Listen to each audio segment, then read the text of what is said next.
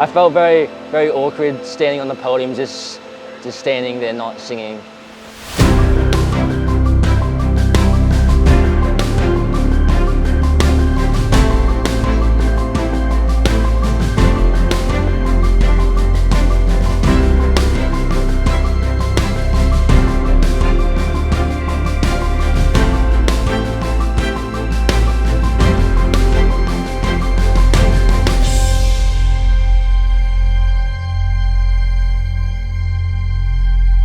I loved soccer when I was a kid. I think I stopped soccer when I started soccer before athletics, but I think I stopped soccer when I was 14 or 15. That was because because I was starting to progress a lot in athletics, and my coach was like, this is where you should now start prioritizing which sport you want to do, because if you want to do athletics, you can't be doing soccer so at that time I just picked athletics over soccer.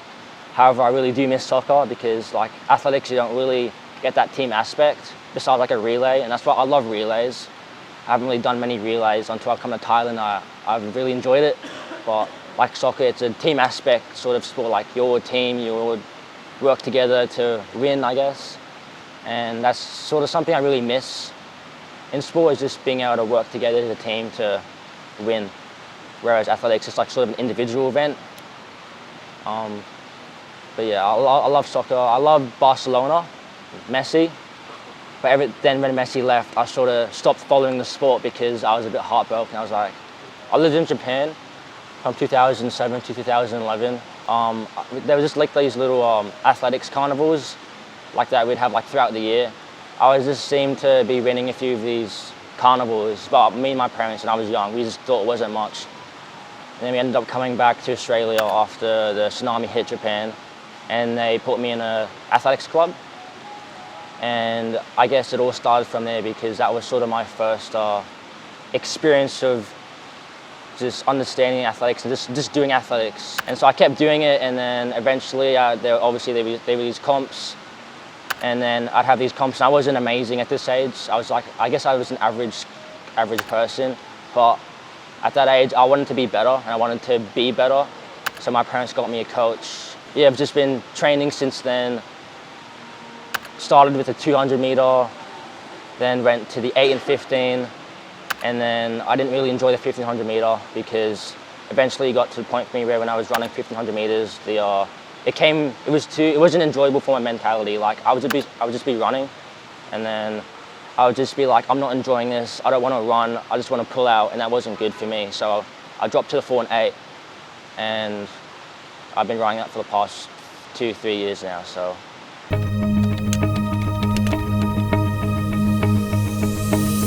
how I trained, I guess this was sort of a first to me in terms of I've never trained the way I've trained this season because I had nationals in Australia end of March, yeah, and then I was sort of peaking for that. So I've never had to peak twice in this season, so I had to peak for that and then peak again for this. Coming to Thailand at the start, 1st of April, I found it very difficult to train because here the weather's a lot more humid and a lot more hot, and I just found myself getting tired easily, and the training and program that my coach had given me, I couldn't complete. And I think it took me about three, maybe 4 weeks of living in Thailand until I finally started being able to complete the sessions my coach gave me. So, because like I would just be warming up and I would already be tired and be drinking loads of water and be sweating, and it was really disgusting for me. Like I've never sweat so much in my life. Throughout the first few weeks I found it very difficult and a bit not enjoyable just because I felt like I was losing progress, and obviously I was there to train for SEA Games. I wanted to be as good as I could be, so yeah. But the whole thing has been a challenge, but it's also been a very enjoyable experience because met tons of people, the Thai team, everyone's very friendly, polite, respectful, and I love it, so yeah. I guess throughout the start, there was a lot of Google translation, just communicating through phones, writing this and translating it to Thai for me, and then reading it, and then writing it in Thai, translating it to English to me, and it was just, so that's sort of how we communicated, or went to training, or went out to eat. But it's definitely gotten easier throughout the past 6 weeks of being with our Thai team. And thankfully there's a few people who speak. I do hope to speak fluent Thai in the future, and I definitely will try harder with my tutor when I go back. I felt very, very awkward standing on the podium, just standing there not singing.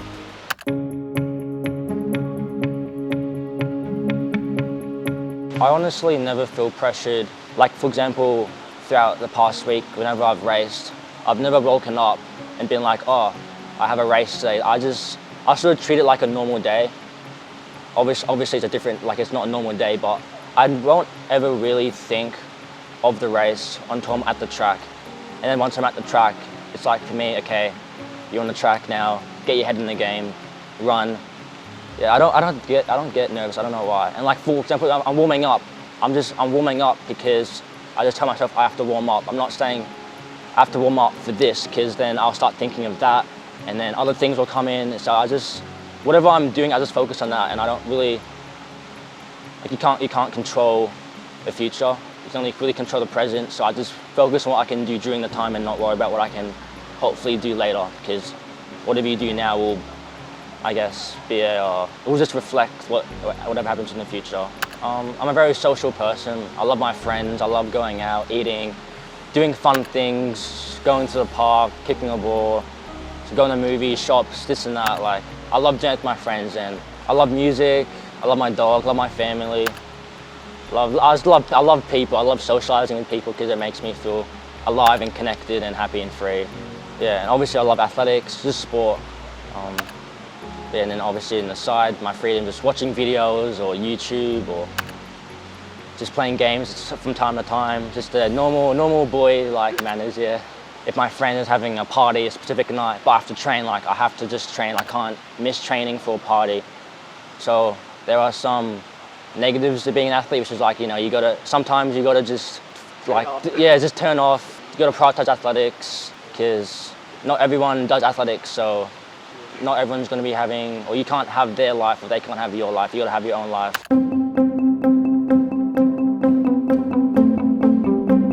I'd want to be an Olympian, but I never really dreamt of representing Thailand because I had no prior experience as to, like, for example, support, or there's just support in general in Thailand, especially, are really helpful with support, and also very supporting. Like obviously the people very supporting. I've never really thought that far in, just because I'll tend to get overwhelmed and then I'll start thinking of just that. And I always have to really, like, if you think of a long-term goal and you just think of that, you'll become overwhelmed and you'll start stressing and you won't focus on anything but that. And then if you don't get it, you'll be upset. So I've sort of avoided that. But if I think about it now, I've always sort of wanted a time that would be comparable to a world-class athletes at the Olympics. So, for example, 400 meter record is 43.03, I'm pretty sure. So it would be amazing to be able to run under 44 in the future. And then for the 800, 140.91, I think. So I've never really thought of the 800, but I would love to run under 143. So something like that, or even better, obviously. But they would be two times that I would be very happy with if I ever did it in the future. Because us as humans, if you're not failing in life, you're not really doing life. You've got to be learning constantly, making mistakes, failing, then pick up again and keep going to then fail and make more mistakes. Like, that's sort of the pattern. Like, that's what I've had to do throughout my whole life. Like, it's now 8 and 4. Like, it's taken me many years to sort of understand what sports I like and enjoy, as well as, like, it's just what I enjoy. So I just to say, enjoy what you do. Don't look at your mistakes as negative things. Look at them as positive things, because you want to always be learning from those little things to big things. But just as I said, enjoy it.